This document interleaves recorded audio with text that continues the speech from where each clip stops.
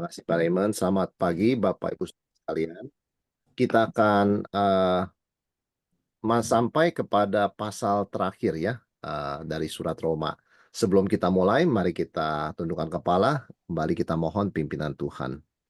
Tuhan, terima kasih untuk kesetiaan-Mu yang memimpin setiap persekutuan PA The Mission ini, juga termasuk dalam seri surat Roma. Kami bersyukur Tuhan telah pimpin dari pasal pertama sampai kami tiba di penghujung surat Roma. Kiranya Tuhan memberkati pertemuan kami dan studi kami pagi hari ini, supaya semua berkat, semua perlengkapan yang kami peroleh dari firman-Mu dalam surat Roma ini boleh sungguh diperkuat, diteguhkan di dalam pasal-pasal yang terakhir ini.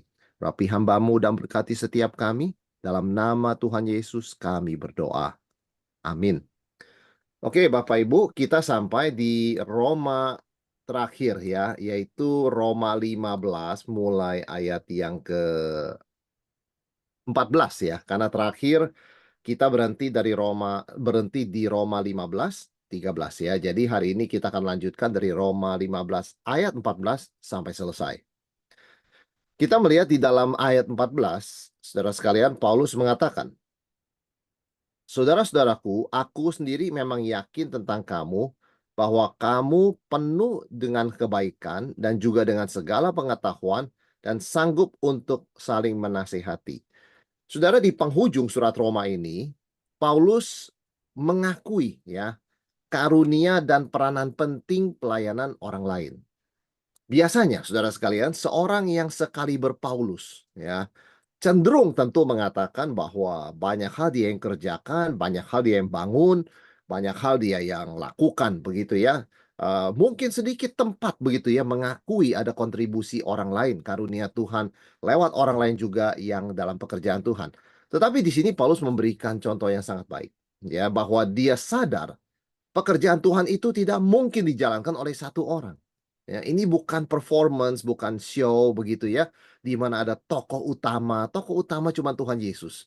Masing-masing ada peranan yang berbeda. Nah, Paulus mengakui di sini. Dia mengatakan kepada jemaat Roma bahwa saudara-saudara, kamu penuh kebaikan, kamu penuh pengetahuan, sanggup untuk saling menasihati. Saudara, perkataan ini menarik karena sebetulnya Paulus belum pernah ke Roma, ya. Jadi Paulus itu belum pernah bertemu jemaat di Roma. Kok tahu begitu kan ya? Mungkin dia dengar sana sini. Tapi begini, Bapak Ibu, kita seringkali kalau dengar kabar, entah gimana pikiran kita lebih ingat yang negatif. Ya, tidak gampang tuh yang positif nempel dan lengket di pikiran kita. Tetapi yang Paulus dengar tentang jemaat Roma yang belum pernah dia ketemu, saudara sekalian ya, yang melekat itu yang positif.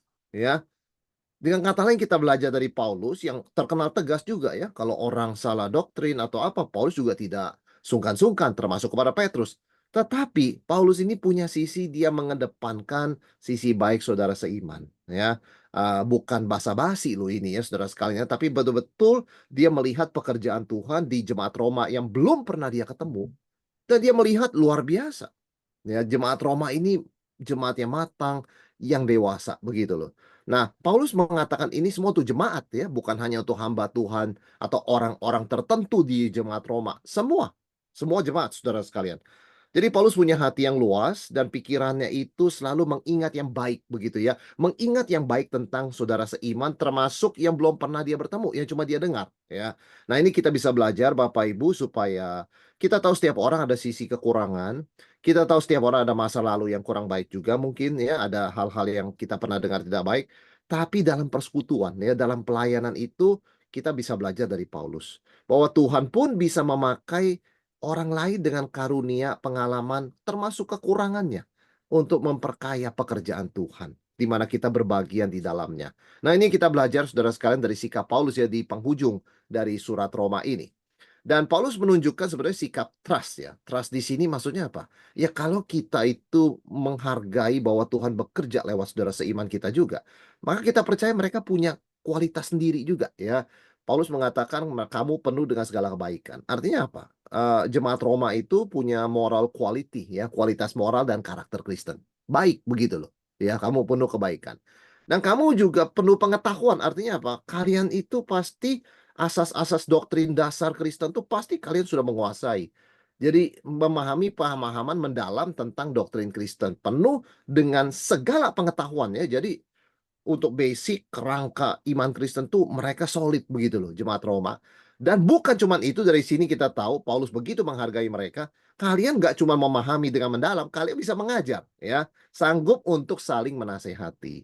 Artinya apa? Sebenarnya Paulus mau mengatakan apa? Nggak perlu tunggu saya datang. Ya, kalian tuh bisa punya potensi untuk saling menguatkan, saling menasihati dengan kualitas kerohanian yang baik begitu ya. Saudara sekalian, jadi Paulus itu tidak melihat menempatkan diri dia di atas mereka loh ya. Dan kalau kita lihat apa yang Paulus katakan dari jemaat Roma ini kan ciri gereja yang sehat dan dewasa. Nggak ada gereja sempurna. Nggak ada di dunia ini gereja sempurna. Nggak ada persekutuan yang sempurna. Tapi ada persekutuan yang sehat, ada yang tidak sehat. Ada gereja yang sehat, ada yang tidak sehat. Ada gereja yang dewasa, ada yang tidak dewasa. Ya, jemaat Korintus itu tidak dewasa begitu ya. Aku golongan Paulus, aku golongan Kefas, aku begini. Nah, itu tidak dewasa. Jemaat Roma dewasa. Ya, gereja Korintus misalnya tidak sehat, jemaat Korintus. Kenapa? Karena mereka berkompetisi, siapa karunia lebih terkemuka. Jemaat di Roma sehat. Nah, kita bukan cari atau ingin punya gereja yang sempurna, karena kita juga nggak sempurna. Di mana kita berbagian, pasti gereja itu nggak sempurna. Tapi kita rindu dan berdoa dan mau berbagian supaya gereja kita sehat. Supaya gereja kita dewasa. Karena gereja yang sehat dan dewasa pasti bertumbuh. Saudara sekalian ya. Jadi ini kita belajar tentang apa itu pertumbuhan gereja dari Rasul Paulus. Bagi dia pertumbuhan gereja itu yang pertama nomor satu itu sehat. Gereja itu lingkungannya, iklim kerohaniannya, sikapnya harus sehat begitu ya, dewasa begitu maksudnya. Nah, ketika kita memiliki ketiga hal ini, saudara, kita bisa menjadi pribadi dan anggota gereja yang berkontribusi bagi tubuh Kristus dan pekerjaan Tuhan di mana juga ya. Jadi artinya gereja Roma bisa bisa mendanai misi, bisa melayani. Ini gereja siap begitu loh ya, melakukan panggilan tugas dari Tuhan di mana saja, dalam kapasitas apa saja. Karena mereka dewasa dan sehat. Nah, kemudian saudara sekalian, Paulus mengatakan di sini dari ayat yang masih 14 ya, bahwa orang dewasa rohani itu bisa melihat Tuhan bekerja dalam dirinya dan orang lain. Saudara, setiap orang Kristen yang dewasa pasti terlibat pelayanan ya. Pasti terlibat pelayanan. Dia nggak akan tanya, emangnya kenapa kita mesti melayani? Kan nggak melayanan juga masuk surga. Orang Kristen dewasa nggak tanya begitu. Bagi dia bisa dipakai oleh Tuhan dalam pelayanan itu luar biasa ya. Nah, bisa saling mengingatkan tentunya. Kita perlu sekali dalam persekutuan mengingatkan saudara sekalian ya. Karena kalau sendiri kita suka tidak kelihatan begitu ya hal yang harusnya kita perhatikan. Atau kita punya blind spot begitu kan ya, kita ada titik buta. Dan seringkali yang tidak kita lihat itu yang dekat. Nah, saudara seiman bisa melihat itu dan mengatakan, saudara, itu bisa diperbaiki ya. Itu perlu diperbaiki. Nah, saudara, kalau ada masalah bisa diselesaikan dengan kasih dan hikmat. Ya, ini kan kedewasaan ya. Jadi ada kebaikan, ada pengetahuan, nah ini diaplikasikan kan, bukan sekedar teori. Nah, ini sikap orang Kristen yang dewasa ya, bahwa Tuhan bisa berbicara dan sering berbicara melalui saudara seiman kita ya, melalui orang lain ya. Dan kita percaya bahwa Tuhan bekerja ya melalui saudara seiman, sama seperti misalnya kita sebagai orang tua ya. Anak bisa belajar dari orang tuanya. Tapi saya juga percaya orang tua bisa diingatkan loh oleh anaknya. Wah, saya harusnya sebagai anak Tuhan begini ya. Seperti saya lihat pada anak saya. Semangat belajar sekali begitu ya. Tidak usah dikasih tahu bisa belajar. Kenapa saya nggak begitu sama firman Tuhan? Saudara, kita pun, Tuhan pun bisa pakai anak kita yang nggak pengalaman, yang sangat terbatas, generasi yang berbeda, untuk mengingatkan dan mengajar kita jadi orang Kristen lebih baik. Ya, jadi kita juga, Tuhan bisa pakai orang di sekitar kita loh ya, untuk bekerja, untuk membuat kita lebih dewasa. Nah, yang diperlukan memang adalah sikap sensitif, kita peka, dan sikap lemah lembut kepada orang lain ya. Saudara, Galatia 6 ayat 1 mengatakan apa? Saudara-saudara, kalaupun seorang kedapatan melakukan pelanggaran, maka kamu yang rohani harus memimpin orang itu ke jalan yang benar dalam roh lemah lembut, sambil menjaga dirimu supaya kamu juga jangan kena pencobaan. Saudara, memang gampang sekali kita tuh nggak sabaran, apalagi untuk orang yang kita anggap sudah dewasa rohani. Masa begitu kamu nggak tahu? Tetapi Paulus mengatakan, kalaupun seorang kedapatan melakukan pelanggaran, Maka kamu yang rohani atau lebih rohani harus memimpin orang itu ke jalan yang benar dalam roh lemah lembut. Ya, jadi tetap saja saudara sekalian, bagaimana kita menjaga persekutuan satu dengan yang lain di dalam Tuhan sebagai orang yang dewasa rohani, diperlukan kesabaran. Ya, seringkali kita hilang kesabaran karena kita expect. Ini kan kamu sudah 10, 20, 30 tahun jadi orang Kristen. Papa mama kamu tuh majelis bahkan hamba Tuhan. Kok kamu beginian masih belum tahu? Nah, seringkali memang kita mudah kehilangan kesabaran karena kita expect orang maha tahu.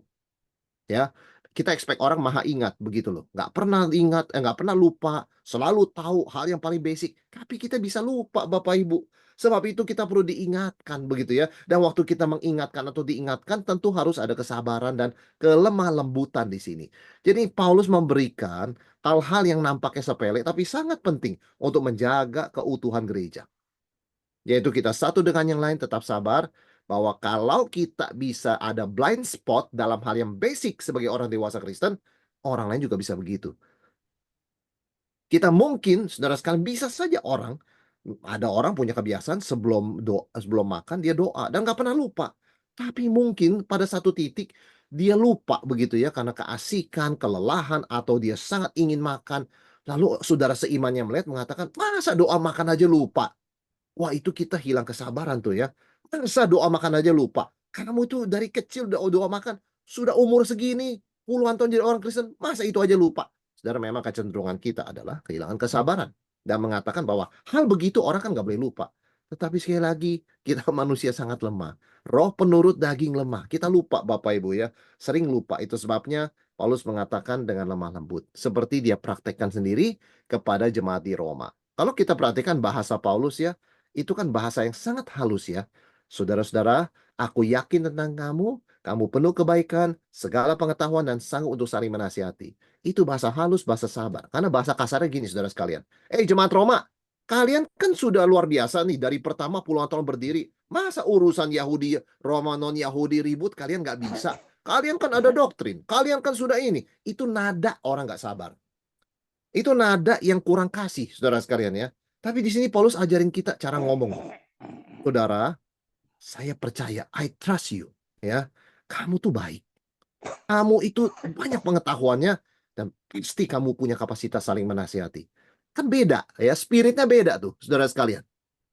Nah, ini kita perlu bawa ini dalam relasi kita, persekutuan kita satu sama lain, dalam gereja gitu ya. Kita punya spirit, lihat orang lain dengan kesabaran, dengan lemah lembut, lihat orang lain dengan positif begitu ya, meskipun orang bisa lupa bahkan hal yang mendasar. Dan Paulus mengingatkan kita di ayat-ayat berikutnya bahwa pelayanan kita itu apapun itu saudara sekalian ya adalah persembahan yang harum bagi Tuhan dan kemuliaannya. Paulus mengatakan begini, namun karena kasih karunia yang telah dianugerahkan Allah kepada kamu, aku di sini dengan agak berani telah menulis kepada kamu untuk mengingatkan kamu. Nah, jadi Paulus sebetulnya dia mau ngomong keras. Dia mau ngomong keras, saudara sekalian ya. Tetapi dia pakai bahasa yang sangat halus. Ya, karena anugerah Tuhan loh ya, saya ini ngomongnya maafkan sedikit terus terang. Mengingatkan apa yang kamu sudah tahu sebetulnya. Kamu itu penuh kebaikan, kamu tuh punya pengetahuan yang solid, kamu bisa saling mengajar. Semestinya saya nggak perlu ingatkan. Tapi ya karena anugerah Tuhan, saya berani nih ya ingatkan kamu. Saudara, begitulah Paulus ya. Kita tetap perlu diingatkan akan hal-hal yang kita rasa, saya ini sudah puluhan tahun jadi orang Kristen loh. Saya sudah melayani majelis loh. Saudara saya ini hamba Tuhan. Nggak perlu lagi Tuhan diingatkan. Saudara, kita tetap perlu reminder untuk hal-hal yang kita sudah tahu, karena hal yang terlalu kita sering dan sudah tahu, seringkali kita lupa. Ya, jadi sebenarnya seorang Kristen dewasa tidak perlu berkomentar begini. Masa begituan saya masih diingatkan? Ya, saudara sekalian, orang tua kita ya mungkin sudah umur 80, umur 70, kita mungkin umur 40, umur 50. Kalau orang tua bertanya, "Nak, sudah makan belum?" Kita tidak akan marah. Kita mengatakan, "Mama, Papa, masa saya sudah umur 50 masih tanya udah makan atau belum? Kan saya udah dewasa, tahu dong kapan makan, kapan enggak." Saudara, tentu kita melihat itu sebagai bentuk perhatian. Hal yang paling basic. Nah, demikian pula hal yang paling sering, yang basic, kenapa orang tua kita sering kali justru bertanya hal yang simpel dan mengatakan jangan kurang istirahat ya, makan yang cukup. Loh, kok kayak kita anak kecil hal begituan diingatkan. Itu karena memang kita bisa lupa. Hal yang kita anggap sudah biasa, justru yang kita abaikan. Maka itu reminder diperlukan untuk hal yang kita sudah tahu, saudara sekalian, ya. Jadi itu sebabnya perlu ada kesabaran juga dalam persekutuan. Karena Paulus mengatakan, saya ingatkan yang kamu sudah tahu loh ya. Karena kalian tuh baik, kalian tuh punya pengetahuan, kalian tuh bisa menasehati. Ngapain dikasih tahu? Tapi saya berani deh, ya. Karena anugerah Tuhan pada saya. Dan Paulus mengatakan, semua pelayanan saudara sekalian adalah ibadah persembahan kepada Tuhan. Baik Paulus memberitakan Injil bagi bangsa-bangsa non-Yahudi, begitu ya, maupun jemaat di Roma saling menasihati, itu semua pelayanan, itu semua persembahan yang harum, ya. Karena tujuan utama pelayanan adalah Tuhan. Ya, meskipun yang kita layani itu sesama, begitu loh. Saya beritakan Injil, kata Paulus, saya beritakan Injil pada orang non-Yahudi. Kalian saling menasihati, sama, ya. Semuanya itu persembahan yang harum kepada Tuhan. Karena tujuannya kan Tuhan. Meskipun kita melayani manusia, begitu ya. Nah, saudara, aspek Tuhan dalam pelayanan ini menolong kita menerima ya koreksi dan masukan. Artinya begini, kita nggak berkata kepada saudara seiman, ah kamu sudah saya layani, masih aja kasih-kasih masukan dan koreksi. Saudara, kita melayani Tuhan kok, kita bukan melayani manusia. Kita melayani manusia, tetapi tujuan kita kan Tuhan, begitu ya. Jadi kalau ada orang kasih kita masukan, ada orang kasih koreksi ke kita, begitu ya, kita lihat itu kan aspek Tuhan. Ya. Tuhan mau kita melayani lebih baik sehingga ibadah persembahan kita lebih berkualitas, lebih harum, dan itu juga menjadi bagian kekal untuk kita begitu loh ya ketika kita bertemu dengan Tuhan. Nah, jadi kita nggak merasa sesuatu yang nggak boleh begitu orang mengingatkan kita untuk hal yang kita sudah tahu. Meskipun sebagai manusia, kita seringkali memang nggak suka begitu ya, hal yang sudah basic sekali kita diingatkan. Kadang kita juga kurang kesabaran, bisa lupa begitu. Tapi kita belajar dari Paulus di sini, saudara sekalian. Nah, juga Paulus menyatakan kepada kita sebetulnya dalam pasal-pasal penutup ini, prinsip pelayanannya, saudara sekalian. Yang pertama, Paulus itu berpusat pada Kristus, saudara sekalian ya. Di sini kita melihat Paulus di dalam ayat 17 mengatakan, "Jadi dalam Kristus aku boleh bermegah tentang pelayananku bagi Allah. Sebab aku tidak akan berani berkata-kata tentang sesuatu yang lain, kecuali tentang apa yang telah dikerjakan Kristus olehku, yaitu untuk memimpin bangsa-bangsa lain kepada ketaatan dan oleh perkataan perbuatan." Saudara, Paulus hanya berani bermegah apa yang Kristus capai melaluinya, bukan apa yang Paulus lakukan. Lepas dari Kristus, ya. Jadi kita belajar di sini bahwa kita perlu memastikan pelayanan kita itu berpusat kepada Kristus, bukan kepada diri. Kita tahu zaman sekarang banyak banyak ya banyak orang yang mengaku pelayan Tuhan itu ya membanggakan dirinya begitu ya. Padahal di sini Paulus mengatakan saya hanya berani ngomong apa yang Kristus kerjakan lewat saya. Ya, soal hobi saya, soal pencapaian saya, kepintaran saya dan sebagainya, yang nggak ada hubungan dengan pekerjaan Kristus, saya nggak akan ngomong. Itu nggak relevan. Ya, itu hanya menciptakan kesombongan. Tetapi saya ingin sharingkan apa yang Kristus kerjakan melalui saya, ya, di dalam saya. Saudara sekalian, itu prinsip yang pertama. Yang kedua, pelayanan Paulus itu diteguhkan oleh Tuhan, ya. Jadi pelayanannya divalidasi oleh tanda-tanda mujizat pada waktu itu tentunya, ya. Nah, saudara sekalian, Paulus mengatakan oleh kuasa tanda-tanda ayat 19 dan mujizat-mujizat oleh kuasa Roh. Demikianlah dalam perjalanan keliling dari Yerusalem sampai ke Ilirikum, aku telah memberitakan sepenuhnya Injil Kristus. Saudara, memang betapa indahnya kita juga orang kasih feedback yang baik ya kepada kita ya, wah terima kasih pelayanannya. Tetapi validasi utama pelayanan kita tuh dari Tuhan, ya.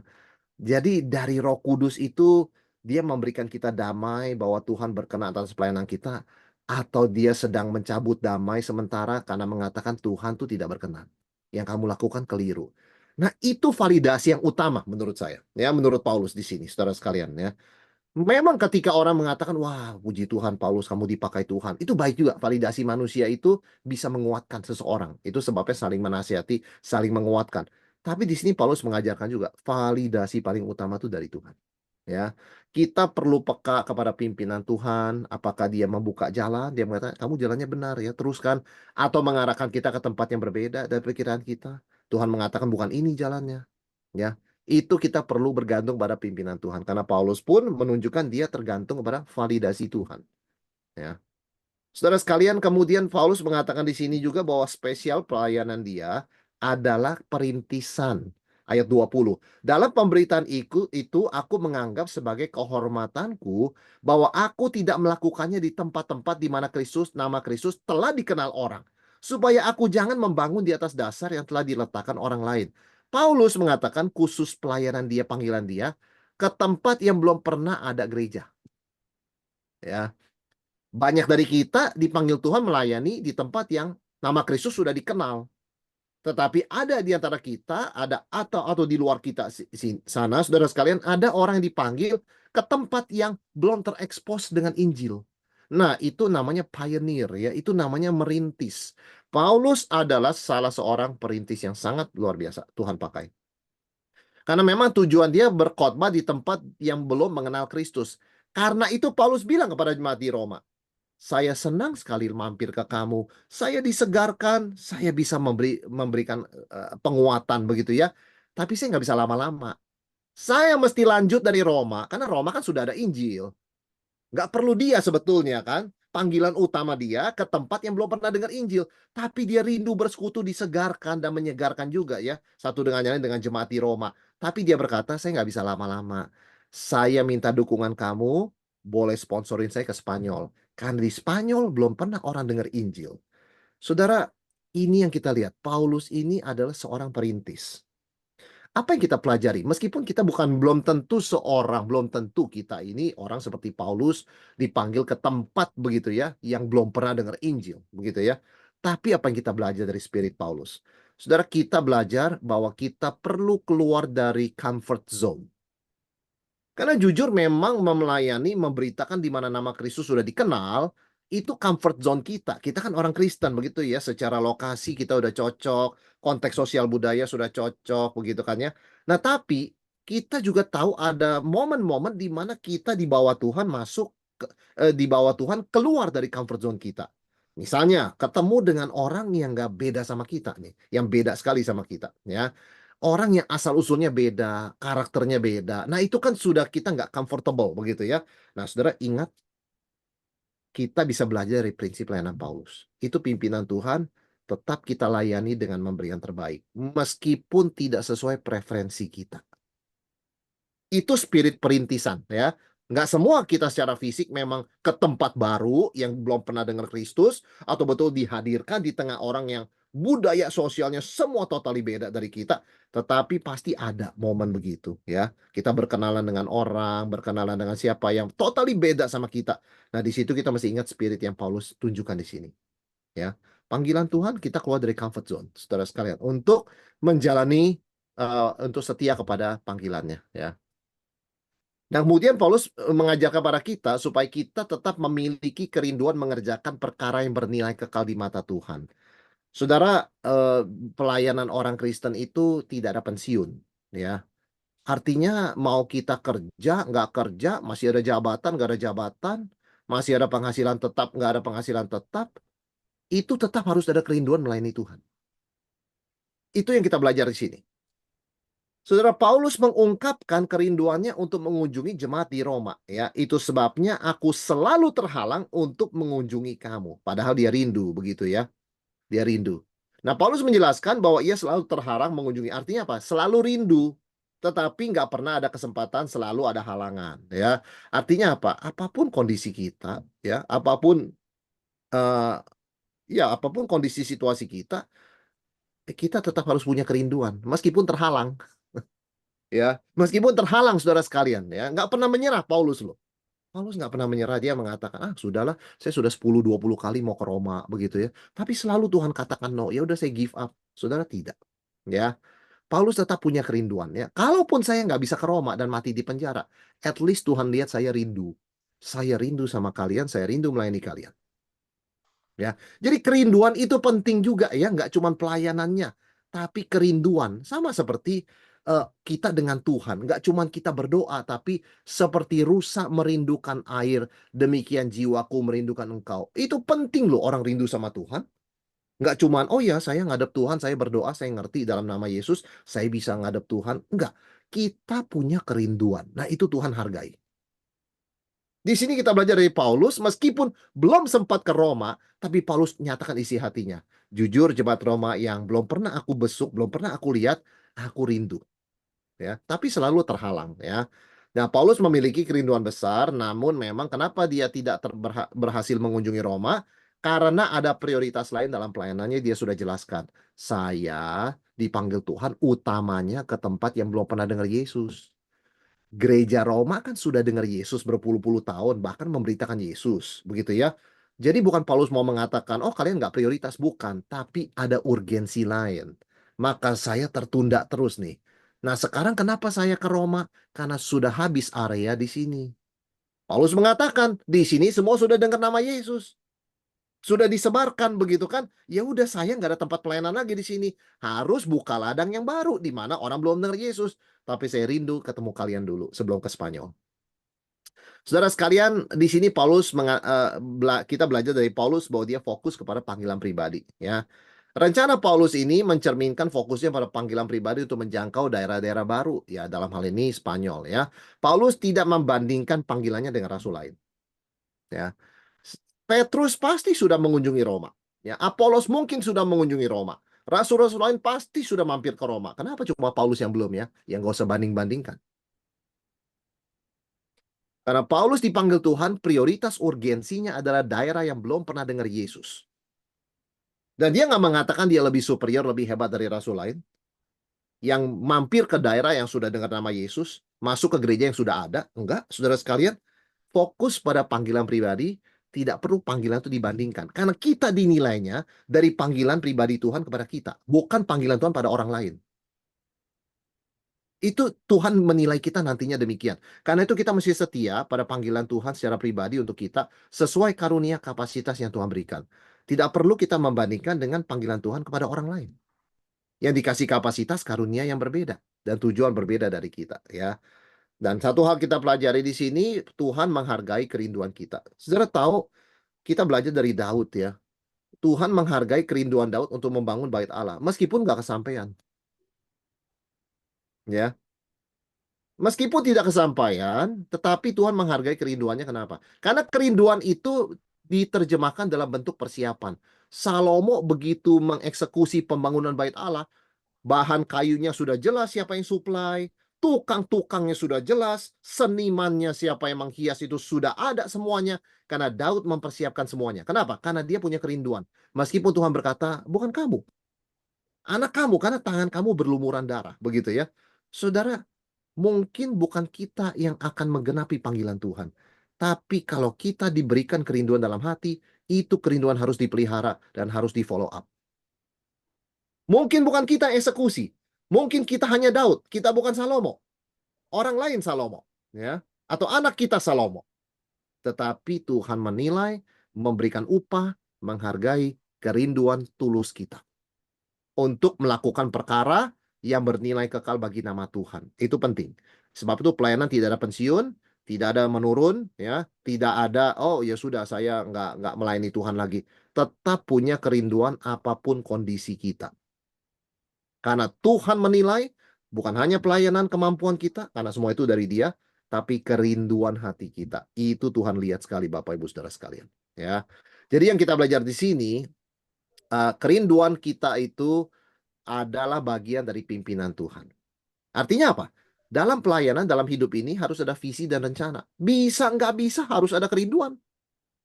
Saya rindu Tuhan pakai saya misalnya, ya, menyampaikan Injil kepada lebih banyak orang, ya. Tahun ini saya rindu bisa menjangkau 100 orang. Ya, bisa nggak bisa, tapi ada kerinduan yang tulus. Harus ada rencana, harus ada visi, ya. Tapi tentu visi itu harus siap direvisi. Harus tetap terbuka terhadap pimpinan Tuhan. Karena dialah yang empunya tuayan. Kita pekerja Bapak Ibu, ya. Artinya yang memutuskan, yang memberikan keputusan akhir, kita dapat berapa porsi berapa, itu adalah tuannya, yaitu Tuhan kita. Ya, kita pekerja. Dia yang empunya tuayan, ya. Nah, itu sebabnya tidak perlu kita membandingkan pelayanan kita dengan orang lain, karena Tuhan kasih kerinduan beda-beda di hati setiap orang. Beda sekali, saudara sekalian, ya. Dan tetap setia dalam panggilan Tuhan kepada kita masing-masing.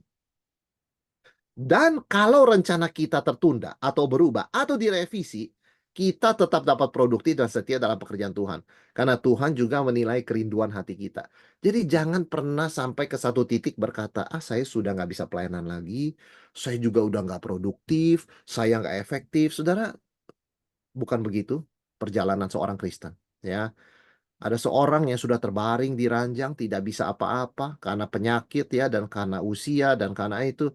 Saudara, dia berkata, saya punya target. Saya punya kerinduan satu hari, saya bisa doakan 10 institusi Kristen. Dan 10 orang Kristen. Saudara sekalian, setiap hari loh. 1 tahun kalau dia lakukan tiap hari itu, 3.600 institusi Kristen, 3.600 orang Kristen. Karena dia terbaring sepanjang hari.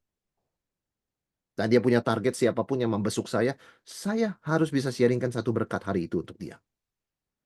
Tentu nggak setiap hari orang kunjungi dia, saudara sekalian ya. Tetapi selama setahun itu dia pelihara kerinduan itu, meskipun dia berbaring, ininya nggak lupa. Nggak lupa sama Tuhan. Ya, kerinduan itu ada, luar biasa ya. Tuhan memberkati saudara sekalian. Nah, di sini Paulus menjelaskan kenapa dia itu tidak dan belum ke Roma begitu kan. Dia bilang ini pilihan antara good dan better saudara sekalian ya. Dia mengatakan, aku selalu terhalang mengunjungi kamu. Tetapi sekarang, ayat 23, aku tidak punya tempat kerja di daerah ini, karena aku telah berapa tahun ingin mengunjungi kamu. Aku harap dalam perjalananku ke Spanyol, aku dapat singgah, bertemu dengan kamu, kamu dapat mengantarkan aku ke sana setelah aku seketika menikmati persekutuan dengan kamu.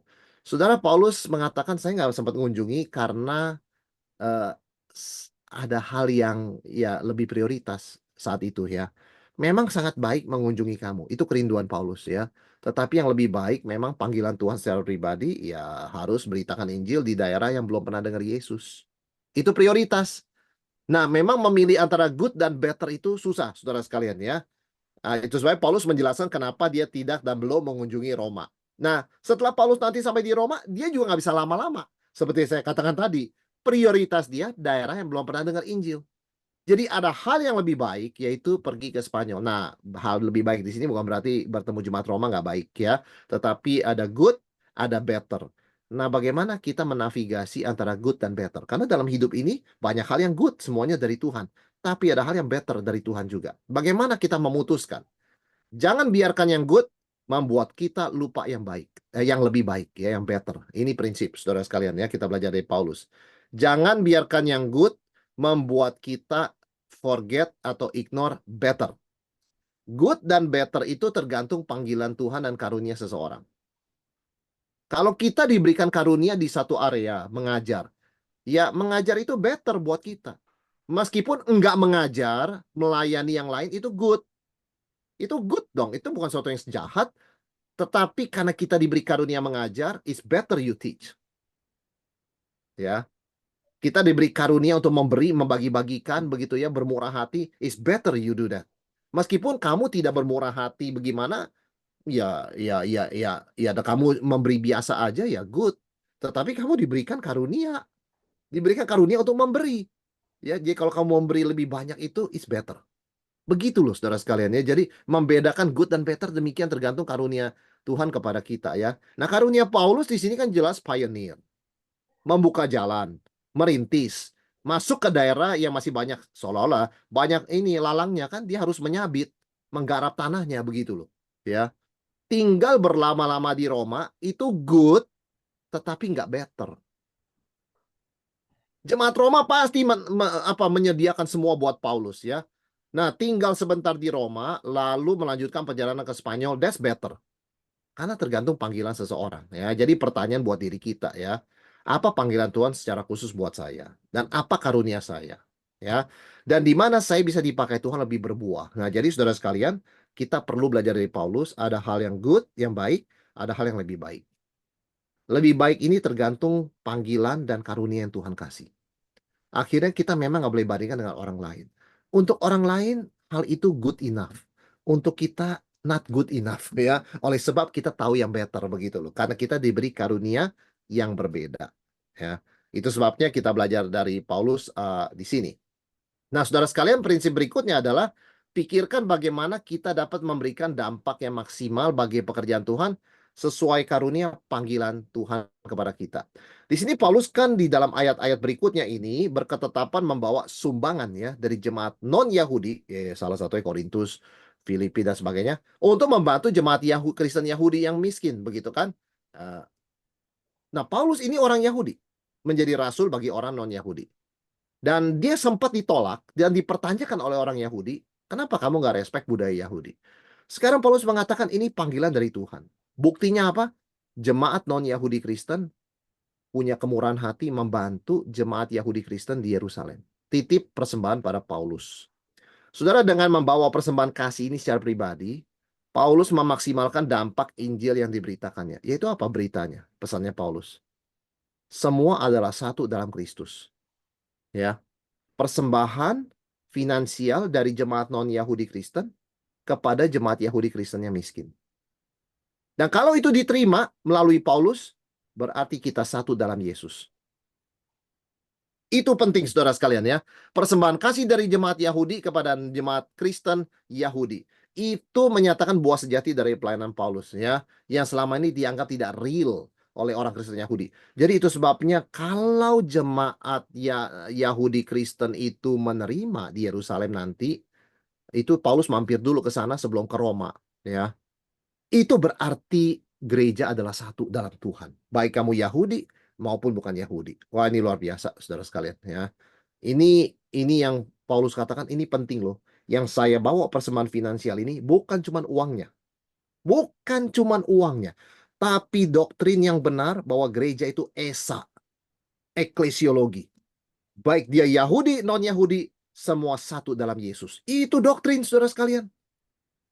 Dan Paulus bawa persembahan itu didampingi oleh seorang penatua dari Korintus dan berapa orang yang terpercaya. Supaya tidak ada penyalahgunaan dana. Disampaikan, dan kalau jemaat Yahudi Kristen mengatakan kami menerima, kita satu dalam Yesus. Ini misi pentingnya. Ini bukan sekedar menyumbang orang miskin. Ini meneguhkan keesaan gereja. Tidak main-main nih saudara sekalian ya. Jadi yang Paulus bawa ini bukan sekedar uang ini loh. Bantuan untuk orang miskin ya. Ini pertaruhan keesaan gereja. Diterima nggak? Karena kalau jemaat Yahudi ke Yerusalem yang Kristen berkata begini, sorry, uang dari orang non-Yahudi najis. Kami orang Yahudi nggak boleh terima begituan ya. Itu uang kaisar mata uang Romawi yang ada wajah kaisar pun harus ditukar di bait Allah dengan mata uang bait Allah supaya bisa diterima oleh bait Allah, oleh Tuhan. Wah, kami nggak terima. Tapi jemaat Kristen Yahudi terima, saudara sekalian. Nah, ini sesuatu yang luar biasa ya. Berikutnya, saudara sekalian, kita belajar dari Paulus. Kita belajar bahwa doakan dan lakukan visi atau kerinduan impian kita bagi pekerjaan Tuhan di dunia ini. Jadi kalau kita punya kerinduan, apapun kondisi kita, saudara tetap doakan. Ya, meskipun belum bisa kita eksekusi, tapi doakan dan lihat kesempatan, di mana ada kesempatan kita lakukan. Paulus mengatakan begini, tetapi demi Kristus Tuhan kita dan demi kasih Roh, aku menasihatkan kamu saudara-saudara untuk bergumul bersama dengan aku dalam doa kepada Allah untuk aku. Nah, kerinduan impian Paulus adalah ke Spanyol, ya kan? Saudara sekalian, tetapi impian itu belum tentu tercapai. Sampai hari ini para ahli 50% percaya Paulus tercampaikan, 50% percaya Paulus nggak sampai. Susah sekali mencari bukti Paulus pernah menjejakkan kaki di Spanyol. Meskipun saya, kalau saudara tanya, saya percaya yang mana? Saya percaya dia sampai Spanyol. Ya, meskipun nggak ada catatan begitu loh. Karena jemaat di Roma serius kalau mendukung begitu kan. Dan pasti itu sangat-sangat menjadi suatu penjelasan yang harus diberikan kalau nggak jadi ke Spanyol. Kenapa saudara sekalian? Karena Paulus sharingkan. Nggak mungkin dia bisa biayai perjalanan ke Spanyol. Nggak mungkin. Paulus itu orang miskin. Ya, kadang tidur pun nggak bisa di hotel, nggak bisa di rumah orang. Tidur di jalanan, saudara sekalian. Kalau bisa ke Spanyol, itu dari Italia ke Spanyol. Itu mahal sekali biayanya. Kalau bukan jemaat Roma yang dukung, tidak bisa. Dan karena jemaat Roma pasti dukung. Saya percaya pasti sampai. Kalau nggak sampai itu penyalahgunaan dana loh. Saudara sekalian ya. Tetapi kerinduan yang sungguh menggerakkan Paulus melewati ribuan kilometer dalam perjalanan misi. Saya percaya kalaupun Paulus tidak sampai, ya pasti ada sebabnya, begitu ya. Tetapi Saya percaya jemaat di Roma serius dan Paulus serius, ya. Mungkin secara manusia belum tentu tercapai.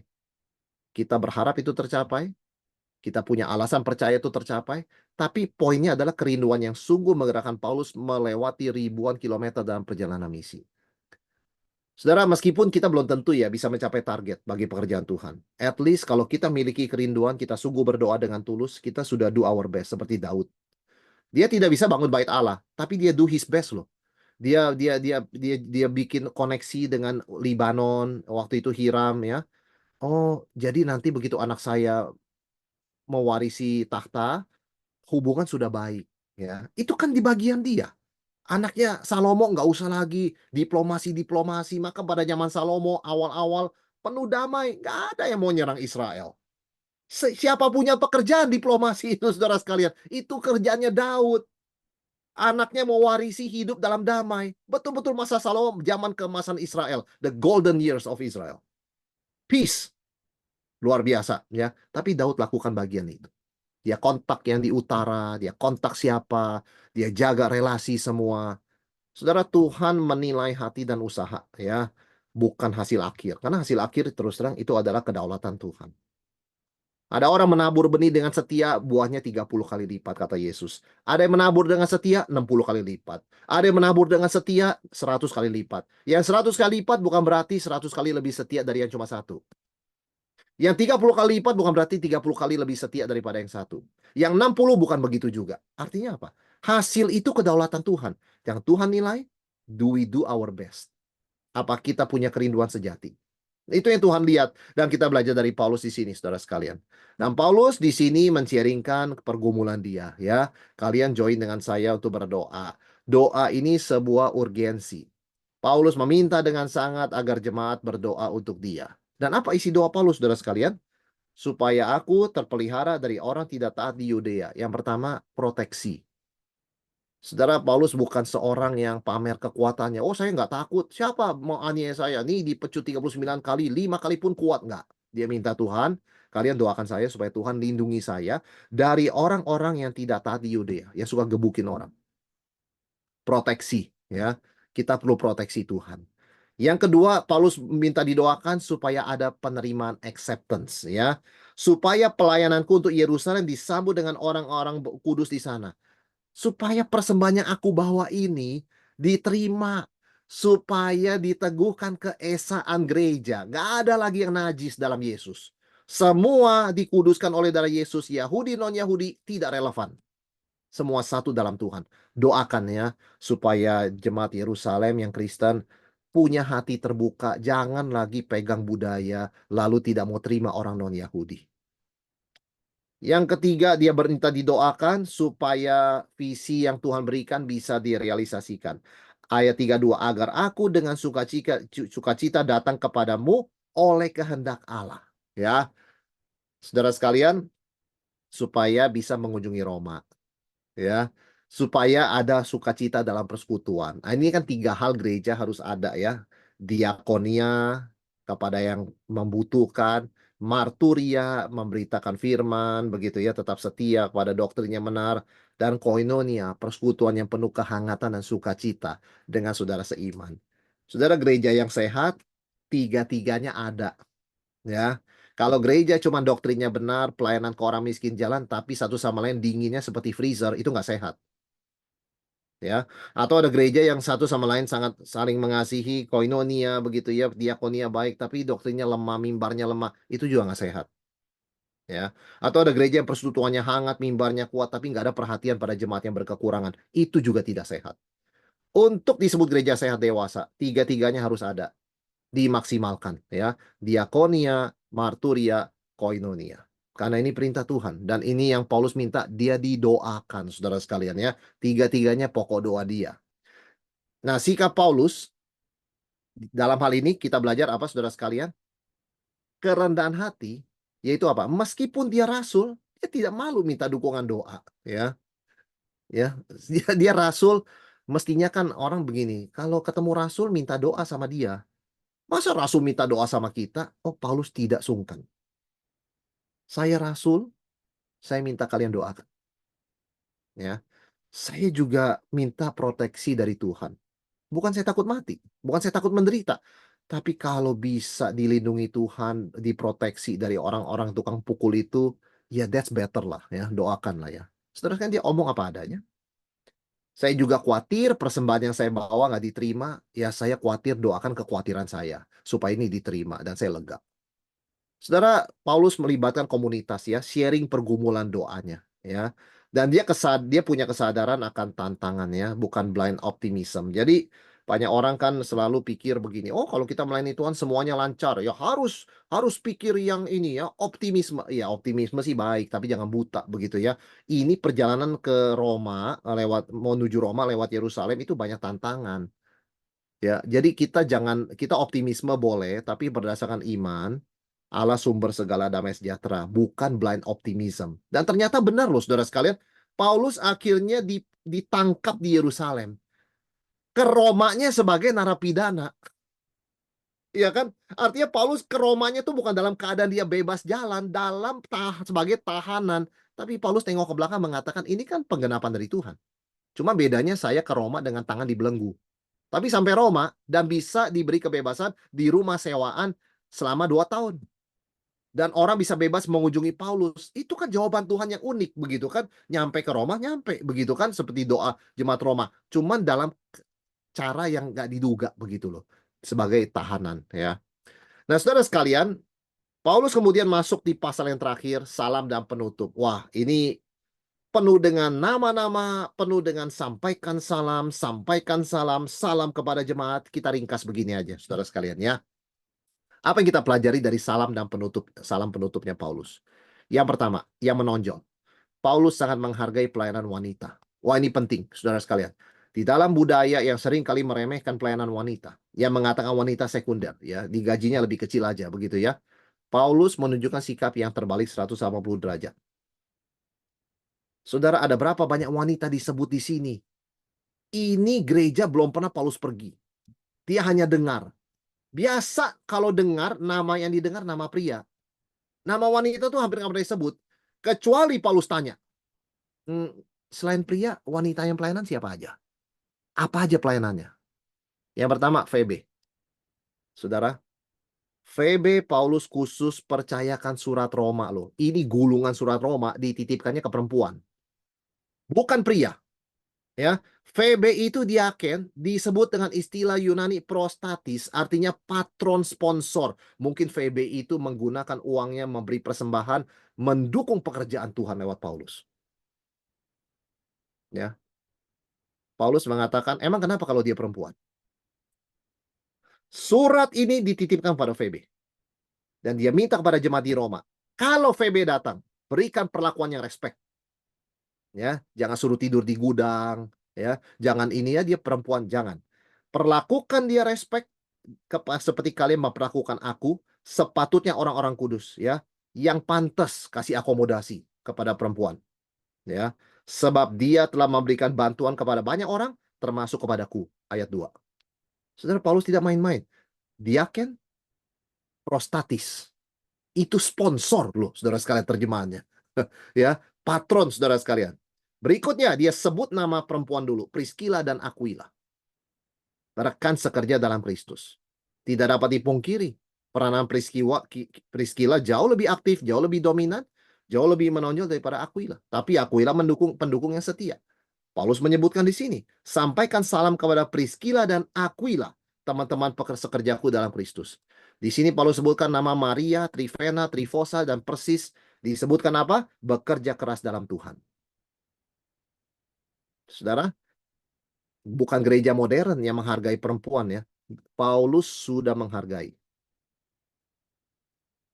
Jadi gereja yang tidak menghargai perempuan ketinggalan zaman. Maksudnya bukannya ketinggalan zaman bagaimana?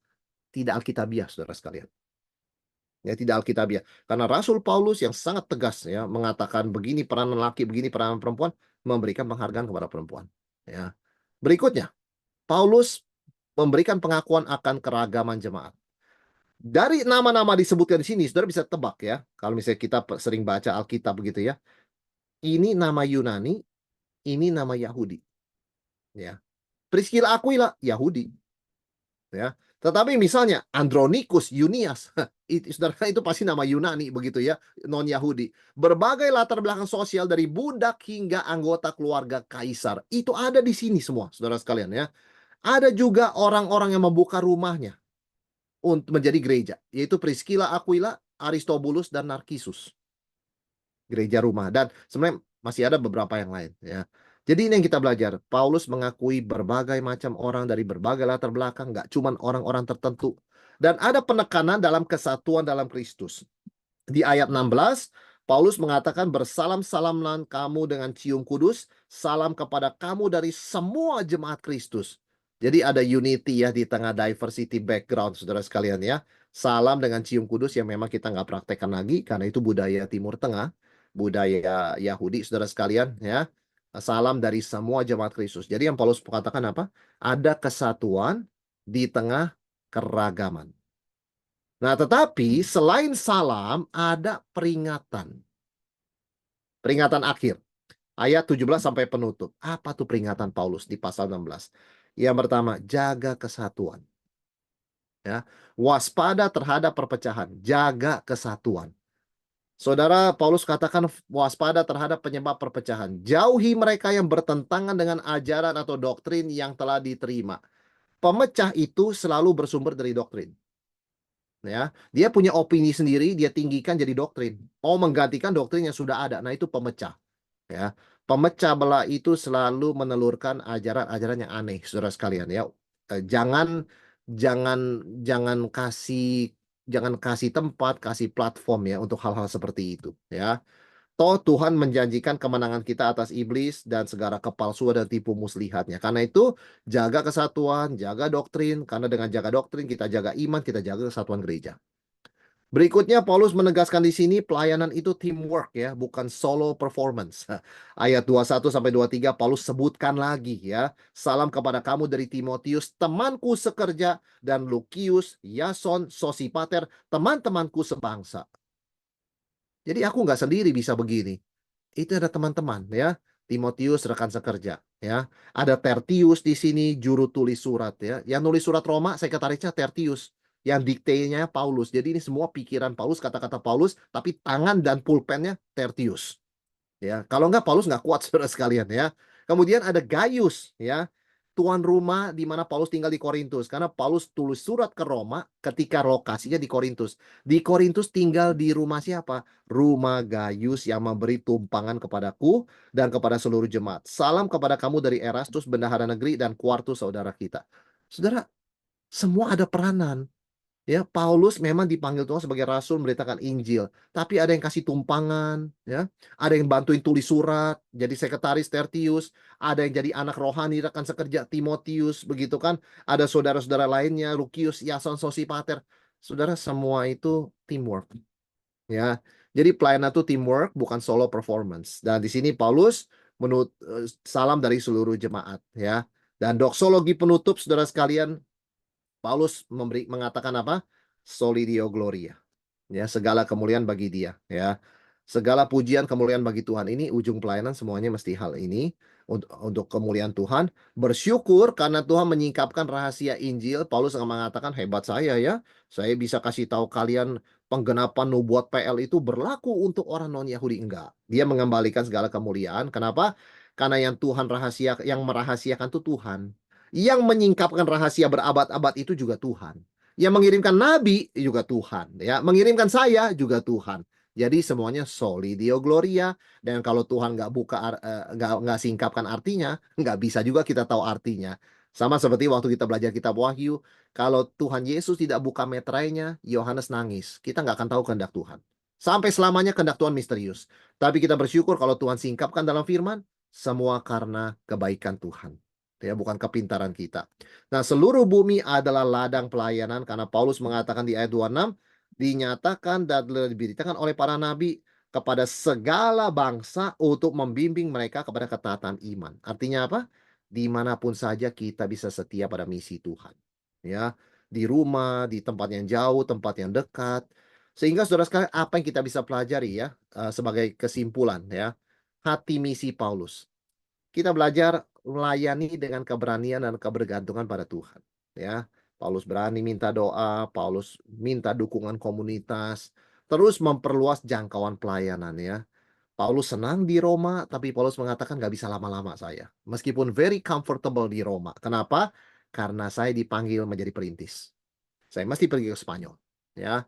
Dan menghargai setiap kontribusi dalam pekerjaan Tuhan. Misi, pelayanan, bukan solo performance. Biarpun seperti Paulus itu ya, rasul yang luar biasa, tetapi dia bukan sendirian. Banyak orang-orang yang Tuhan pakai untuk menopang melakukan pelayanan dia, saudara sekalian. Dan Paulus memberikan kredit, mengakui kontribusi mereka. Maka bagaimana kita bisa menumbuhkan hati seperti Paulus, saudara sekalian? Ya berdoa ya, kita mulai dengan doa. Di sini Paulus banyak doanya kan ya. Aku rindu, aku berdoa, doakan aku ya. Jadi berdoa tuh visi misi lebih luas ya. Yang kedua memang ya kita perlu berani keluar dari zona nyaman ya. Tahun 2024 ini apa hal baru yang Tuhan gerakan saya lakukan yang sebenarnya saya nggak nyaman tapi saya mesti coba. Ya, berani keluar. Satu step aja saudara sekalian ya. Lakukan atau mencoba area yang kita selama ini tidak comfortable. Yang ketiga, coba bangun tim pelayanan yang saling mendukung ya. Dan kalau sudah dapat tim pelayanan saling mendukung, harus dihargai, harus dirawat baik-baik karena susah. Ya, susah, teamwork itu susah ya. Jadi kalau dapat itu bersyukur. Yang berikutnya menghargai keragaman dan kontribusi orang dalam pelayanan, setiap orang dalam pelayanan. Setiap orang pasti ada kontribusinya. Melayani dengan sukacita, melihat setiap pelayanan sebagai misi dan persembahan kepada Tuhan, ya saudara sekalian ya. Jadi dengan kata lain sebagai penutup, ladang misi mencakup totalitas. Dekat, jauh, lokal, global, pribadi, komunitas. Saudara dan saya dipanggil jadi misionari.